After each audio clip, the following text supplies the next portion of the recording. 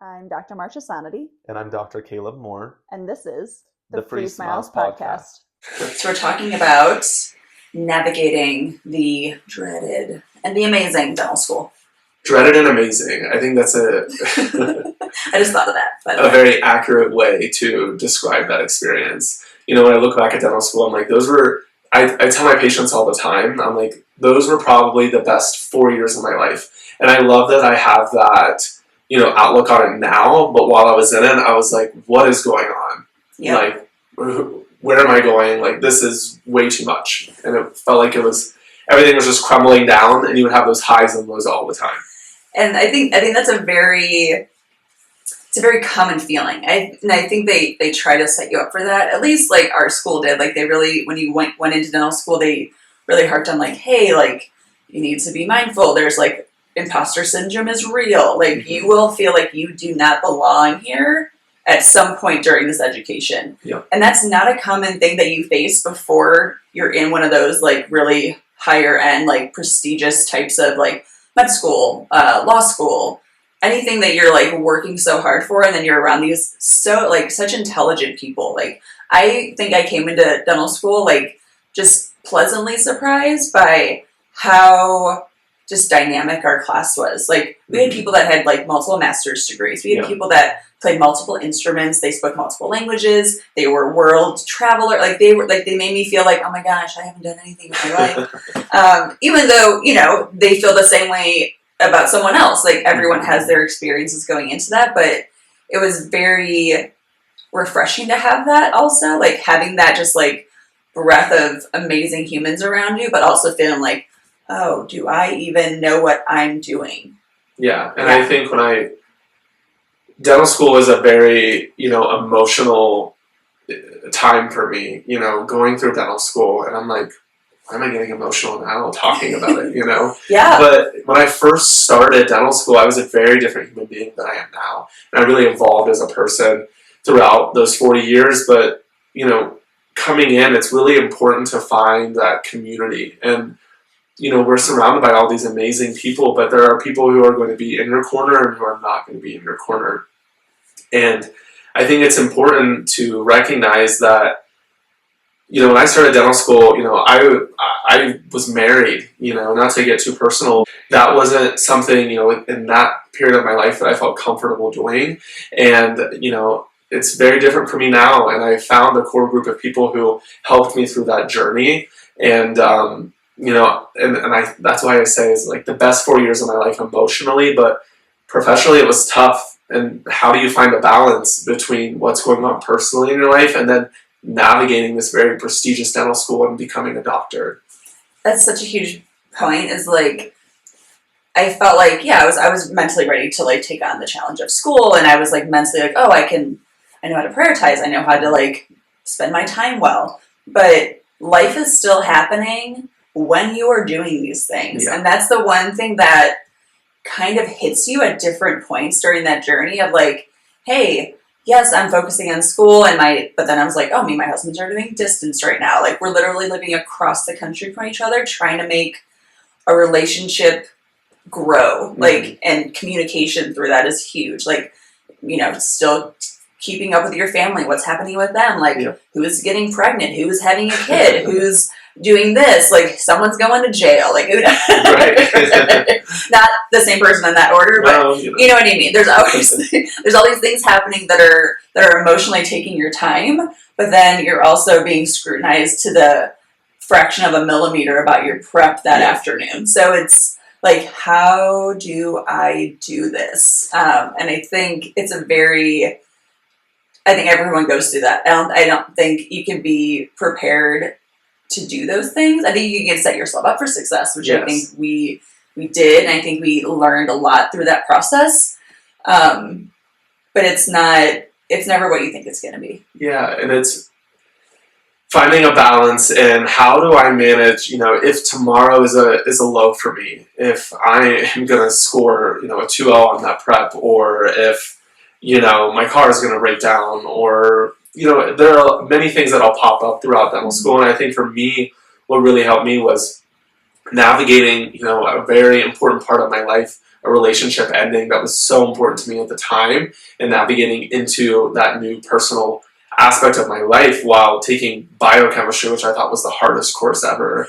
For no reason. For no reason. For no reason, it was hard. And it's like preparing for that exam, but also navigating this change in my personal life. You know, what resources did I have? And you build a community of friends and family there. And also, I think it's important to, you know, seek out professional help as well. I think for me, you know, I got a therapist while I was in dental school, and I know there's a lot of stigma around therapy and, you know, oh, I don't need that, or it's not going to benefit me, but it was actually very therapeutic to have someone, you know, a neutral party, look at aspects of your life and be like, hey, it's not that bad, or hey, you should do this to help manage this and to set yourself up to feel better, you know, when those events happen. So I cannot advocate enough for, you know, having resources, if it's professional or if it's friends or family, to someone to just talk to, and that is there to listen, you know. And I think the therapist was a good person for me, because I wasn't going to call my sister, who's dealing with, you know, trying to raise her kids, and just tell her about all of this shit that's going on in dental school in my life and how hard it is. You know, Right. You don't want to put that on somebody else.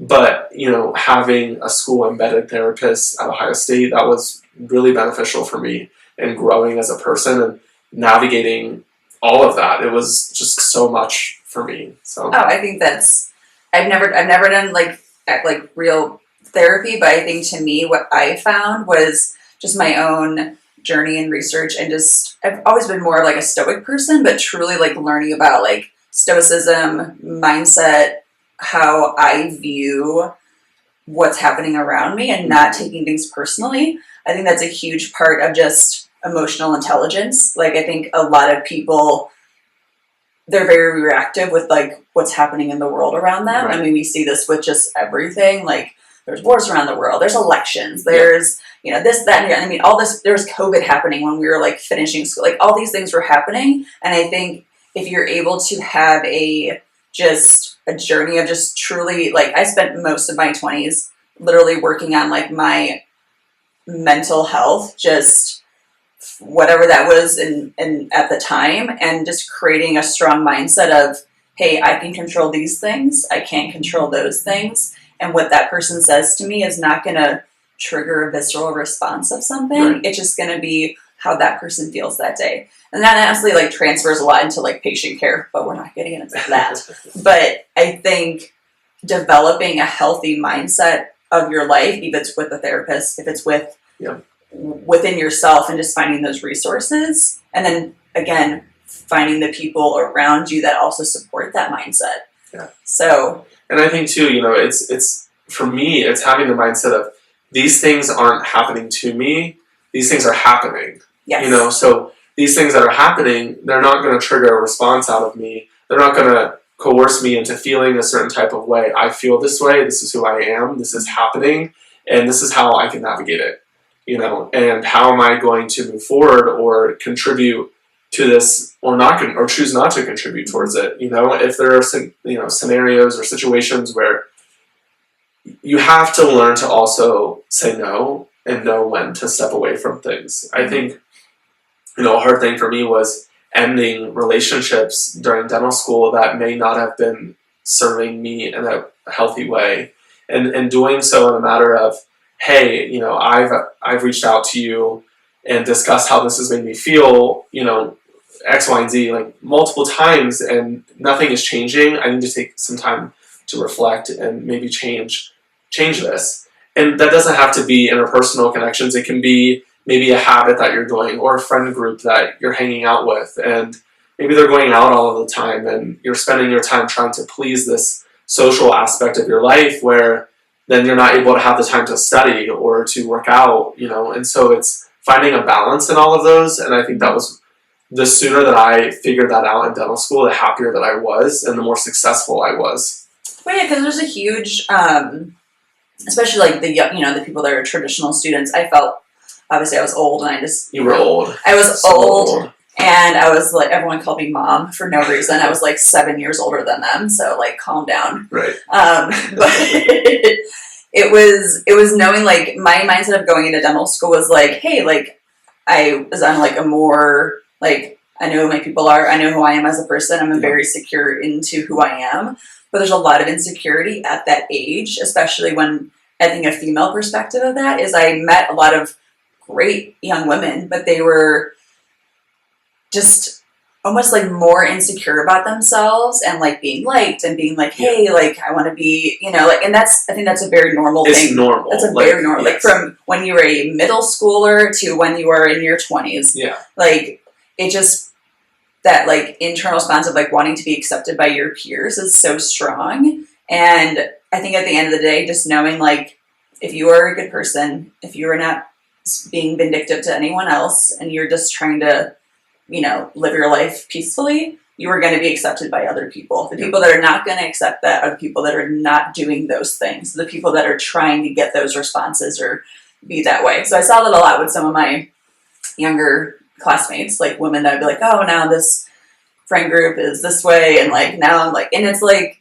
I laughed at it because it's, you know, to me, it's very like, you know, not childish, but kind of, I will call it childish because I don't have a better word for it right now, but you just need to kind of know that you're growing in that experience and you're the one who's growing out of that experience as well. And eventually they will as well too, but you don't have to stick around and wait for that. You will find someone who is going to be your new study partner if that person's being weird about whatever that is. So, and at the time it feels like the end of the world for some people, but the reality of it is, you know, even all of those high moments that I had in dental school where I, you know, developed myself personally and had, you know, many, many amazing moments, even if they were little, that was years ago now, you know, and so we're not living in that time. So knowing that it's not a forever thing, and that you are going to come out on the other side, like you will survive this, but how can you do so in a way that it's not mentally draining you, you know, daily or physically draining you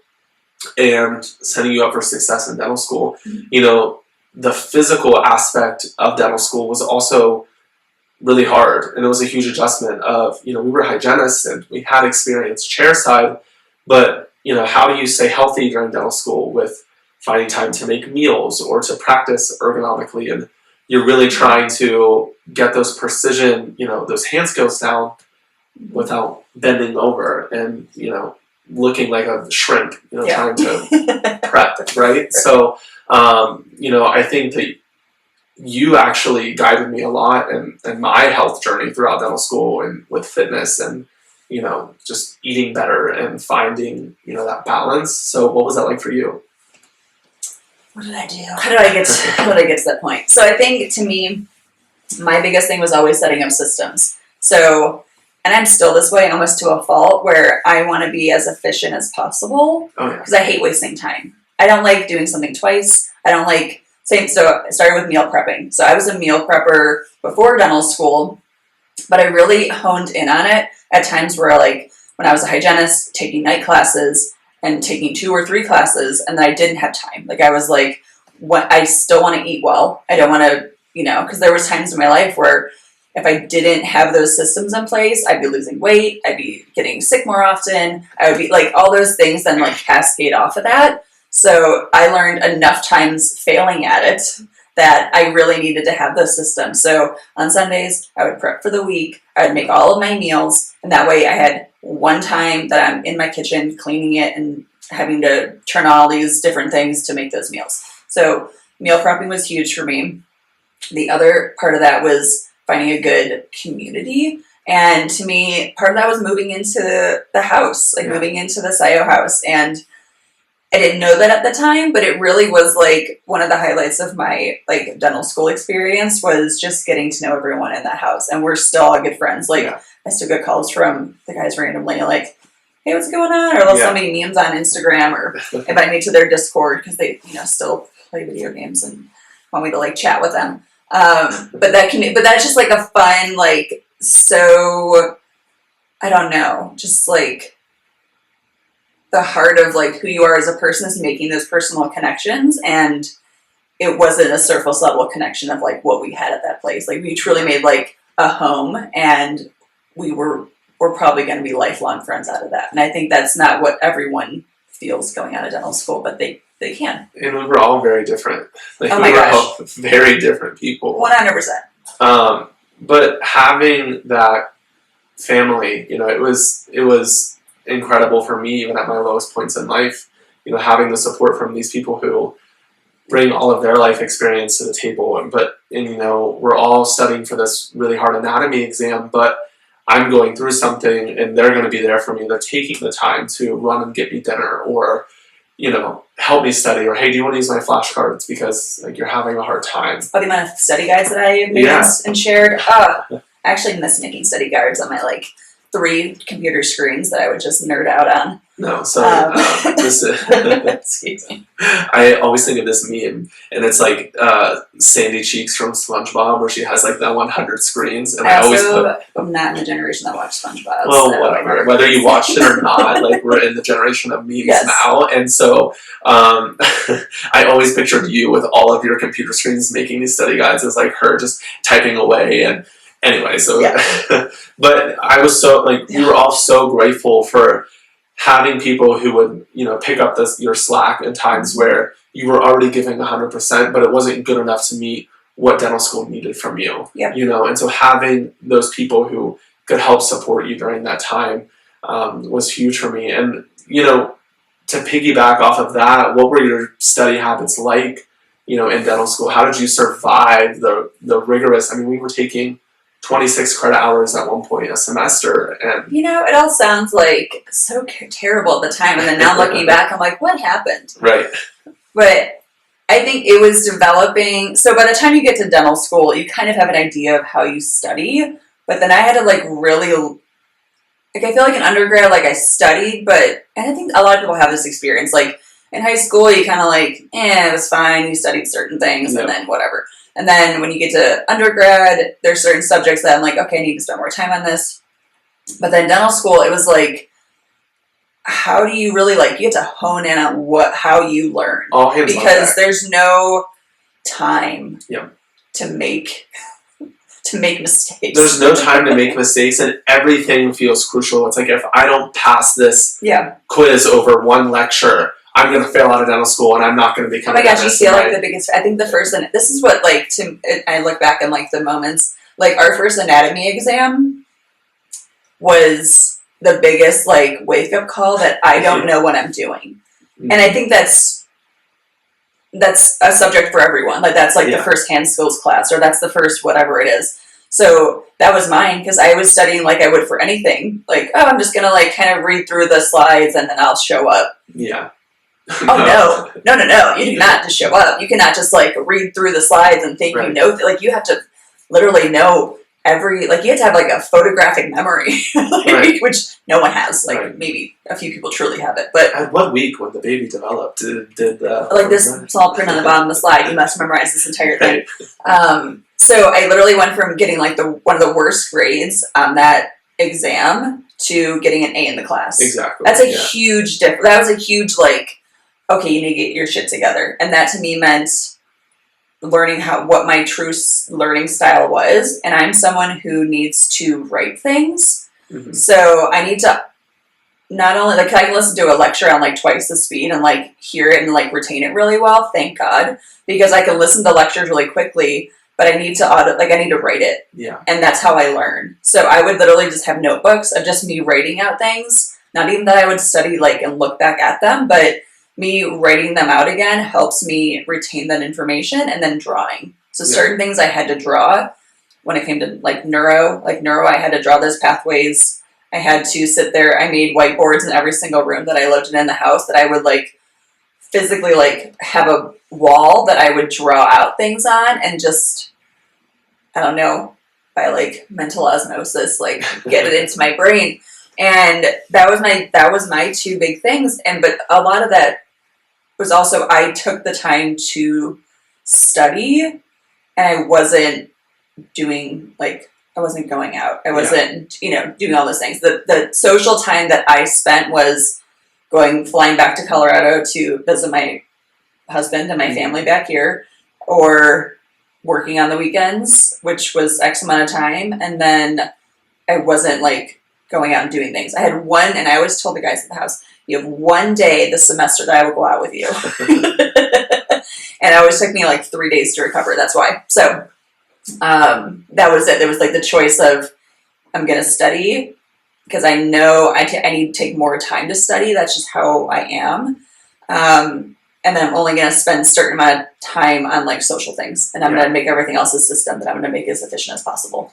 And I think for me, you know, I was very different because I feel like I was, like I said, becoming the person that I am, or, you know, and it doesn't have to be about like coming out or whatever it may have been, but I felt like that was my time to really experience college life for me. And so I put a lot of importance on social matters in my social life. And I look back now and I'm like, maybe I shouldn't have, but at the time, I think it was necessary. I think I could have said that about me being 25, 26, like, you know, whatever. Could have spent more time doing. But I think I learned a lot about who I am and what I expect from friends and from a friend group, and, you know, things that I know now that I don't want to be a part of or that I want to step away from, and things that really bring me joy and what I value, you know, in a best friend or in a person. So I think it was really important. But at the time, you know, I think it's important for us to say, like, we're not expecting, you know, everyone who goes through dental school to study, to be perfect, to meal prep every Sunday, and to have their study habits, you know, down, and make sure that, you know, it is truly a balance. And there were times where I was maybe going out socially a little bit more, and I should have been studying a little bit more. But for me, it was filling my life in a way that it felt good at the time, and I still succeeded. You know, like I still made it through, right, and still learned everything that I needed to be a competent dentist, but then also a, you know, very successful dentist. So I think that, you know, I'm not sitting here saying that the social aspects were the highlight of dental school for me, but I think it's important to know that if you're falling short in some areas, it's important to just reflect on that at the time and to say, hey, maybe I spent a little too much money this month or went out a little too much. I need to like reel it back in and focus on that. But knowing that in the end, you will survive dental school and that you are going to get through it. Oh, but you would definitely will. And I think a big part of that balance is knowing like there's also an extreme of like, oh, you aren't social at all and you're not doing any, because we're social as much as like you could be an introverted person or extroverted. I'm more introverted, so I'm more like content with like being by myself and like, but I also like have FaceTime calls with people all over the place and like kind of have my social interactions that way. But I still have those times where I'm like, oh my gosh, like I did all these things, but I also want to spend time with like the people that I've met here because this is the time that we're going to be able to do that. So like we would have like comedy nights, like where we'd watch comedy shows together, which I honestly like love watching like stand-up comedy. So that to me was like just a release of like, oh my gosh, you're laughing. Like you have all these like tense moments during school where you're just so hard on yourself or you're like contemplating all these things, but to, like listening to an hour and a half on a Saturday night with a few of your like good friends just laughing and not even like it doesn't have to be like substance related. You don't even have to be drinking. Like half the time we were very sober. Well, maybe not everyone. There's whatever. That house wasn't, you know, quite a sober house, but taking those moments of just like laughing with your friends, like that's going to help release like so much more of your tension and your stress than, you know, doing anything like going out for a workout or something like that, which is also a huge part of it was like developing a good workout routine. But yeah. And I think, you know, not taking the failures as this is the end, because it's not the end. You are going to fail an exam. You are going to end up in remediation. You know, starting dental school, I had the highest whatever score on the prep, the very first practical, you know, but then, you know, fast forward 3 semesters later, I'm in the remediation Friday morning on a temporary crown. I'm like, what is going on? But I'm sorry, their temporary technique was the worst. Yeah, so, but, you know, along with that, it's like, you know, knowing that you're going to have highs and lows, and it's not based on who you are or what your skills are. It's just life, and you're going to have off days, and it's knowing that you will get through them. And I wish somebody would have had that perspective. I wish looking back, you don't regret, but it's like having somebody or having a podcast like this to listen to know that, every day is going to be a struggle, but it's going to be worth it. And at the end, it's going to be amazing. Well, I mean, there's something to be said about hard work and challenging yourself and how that creates better neuroplasticity in your brain, and it helps to create a better person and a better human. So things shouldn't be easy.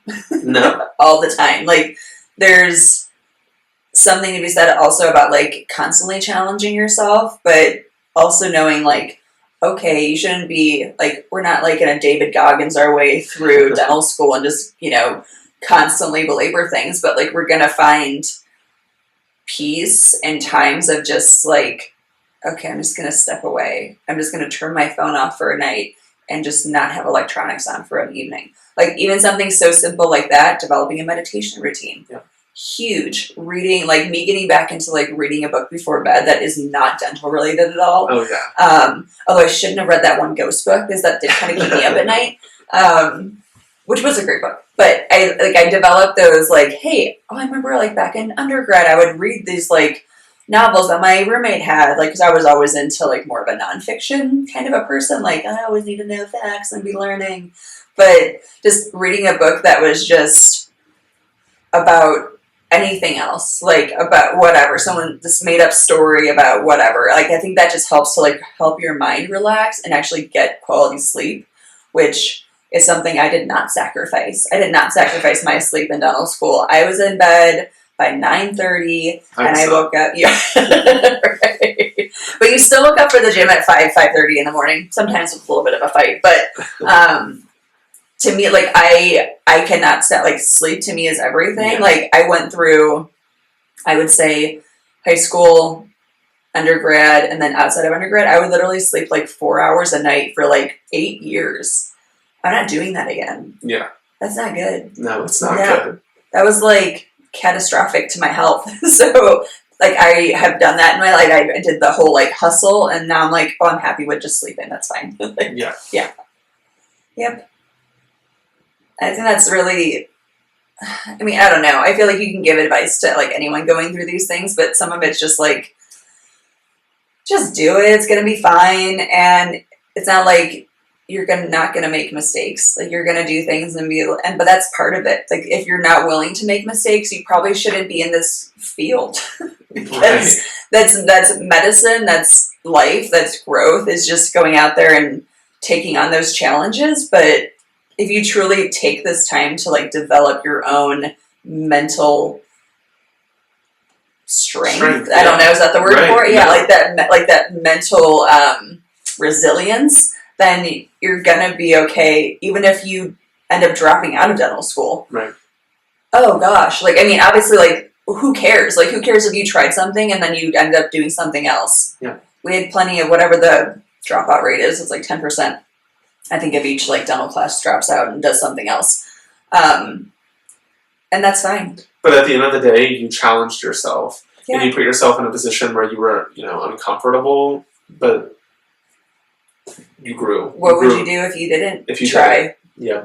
You're sitting on your couch, doing nothing. Yeah. And I was not okay with that. I really was like, I knew no matter whatever the effort, I was going to put my 100% effort into, like, trying whatever that is the thing that I'm trying to do, I'm going to be doing it. Like, that's the thing I'm going to be putting my energy into, which some people could call, like, oh, you're tunnel vision or whatever, but, like, you have to dedicate yourself to an extent to doing that one thing, or you're not really trying to do it. And that takes giving up certain things, and it takes uncomfortable situations. Yeah, picking up new habits, mm-hmm. and thinking differently about, your life and what you're currently doing.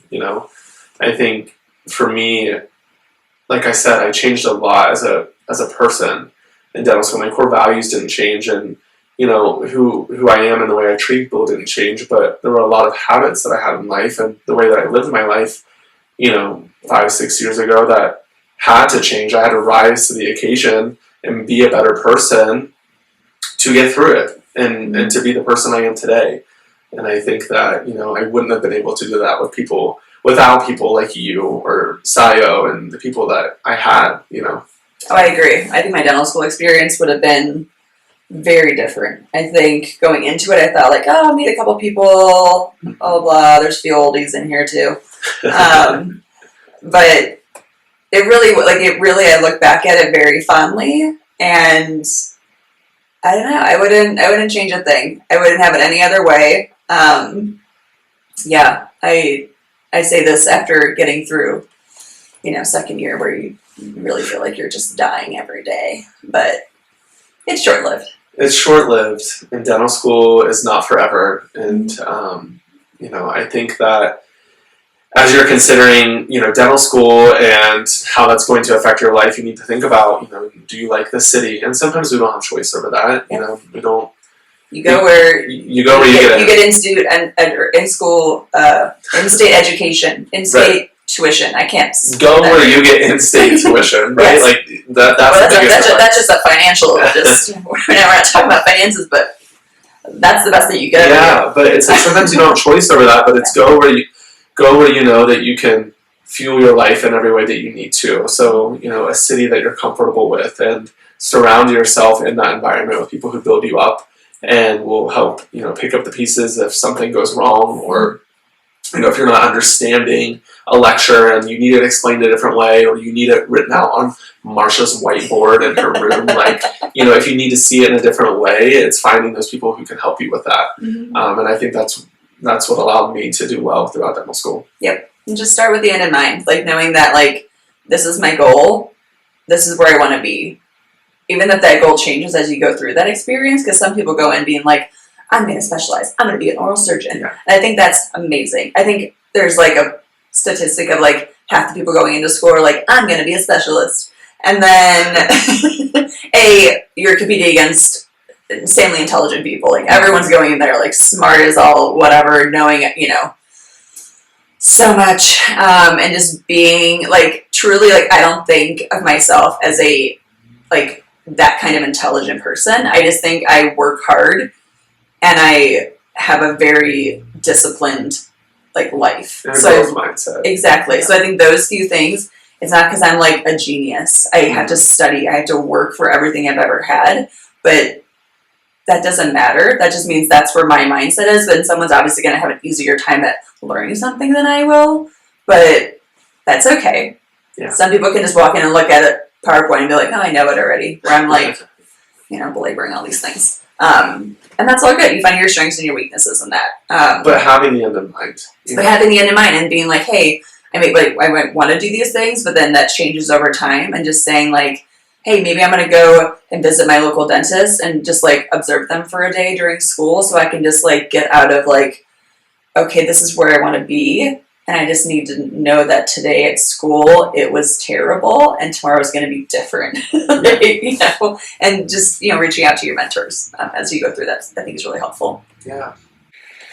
Well, I think we've given a lot of insight on our personal experience. Maybe too much. Maybe too much sharing today. But that's okay. That's okay. And for me, I think that we are very successful dentists, and I think that. I wouldn't change our experience for the world. And for everyone listening, there are going to be many hard moments throughout dental school, personally, academically, physically, mentally. It's all going to be hard at times, but you will get through it and you will survive. And you just have to find your core people that will help you get through it. I think that's the huge thing. So next week, we are going to be talking about building high-performance teams. Okay, sounds great. See you then. See you back. Thank you so much for listening. If you enjoyed this episode, please share it with a friend. Don't forget to leave us a comment, rate us, and subscribe so you never miss an episode. We appreciate your support and look forward to bringing you more great content.